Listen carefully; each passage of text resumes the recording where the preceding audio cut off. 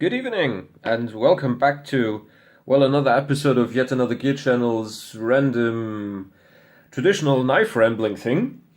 Today I got something very special for you. I think it's pretty special to me, at least. It's a knife made by Remington, or basically not made by Remington, but sold by Remington. It's model number 1253. Here we go. The 1992 bullet knife. I don't know how popular these are in the US or something, but Remington has themselves made, or had themselves made, these bullet knives from 1984 to 1999, I suppose, one each year, different patterns. And this one is by far the largest. It is the 1992 Guide bullet knife. A true, a real behemoth of a traditional. It's so huge, it's ridiculous. But, well, we'll come to that later.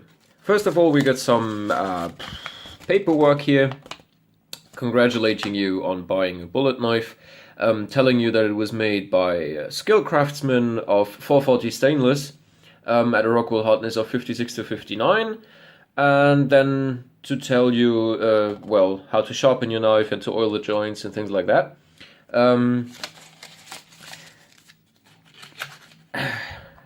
This knife, when I first opened the box and looked at it, it kind of drove me crazy. It is so huge and so ridiculously awesome. I can't even tell how to adequately describe this thing. We have a huge blade of 4 1/8 of an inch length. Overall, this thing measures. Oh, wait a minute. So the overall measurements are like almost 9.5 inches overall, and we have 5 3/8 or something. Of handle of close length. This thing is just awesome. For those of you who don't know, these Remington knives were made by Camillus in New York, and they're actually of pretty good craftsmanship. So blade centering is a little off, but far from robbing to somewhere. And I think it's a bit harder to get the blade centering right on such a huge blade. But everything else is actually pretty neat. We got good construction here, one gap from here to there. But everything is nicely ground and polished. The Delrin scales are nicely matched to the bolsters. We got these triple line bolsters here, which actually, they complement the knife pretty well.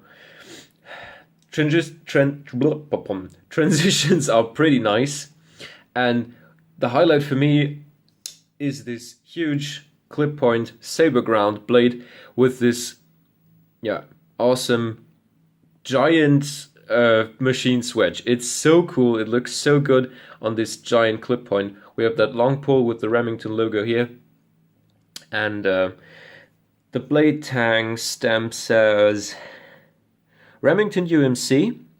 I'm not too sure what that's supposed to mean.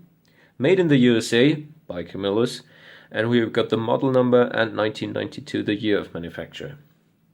As I already said, it's saber ground. It's probably not the best slicer because of the pretty steep angle of, a bit more obtuse angle of the flat grind since it's saber ground. Pardon me. However, I managed to get the 440 steel, which is, since it's made by Camillus, it's 440A. I managed to get it reasonably sharp. Actually, it's pretty nice. Of the whole length, blade is nicely turned out, nice and sharp. The edge bevel on this side is a bit large and convexed. I don't know if that came from the factory like this because I bought this secondhand. Because on the other side, it's actually of pretty consistent width, except for the tip, the vary tip. and the other hand is the other side is a bit convex. You can feel it. So I suppose somebody must have been trying to sharpen this knife not so successfully.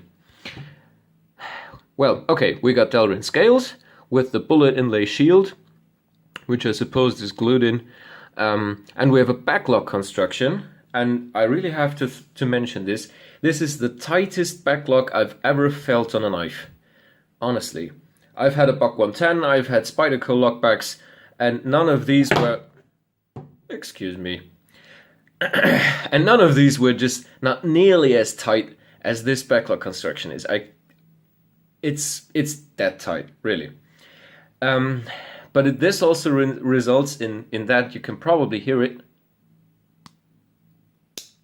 Did you hear that when I disengaged the lock? Kind of snaps a bit.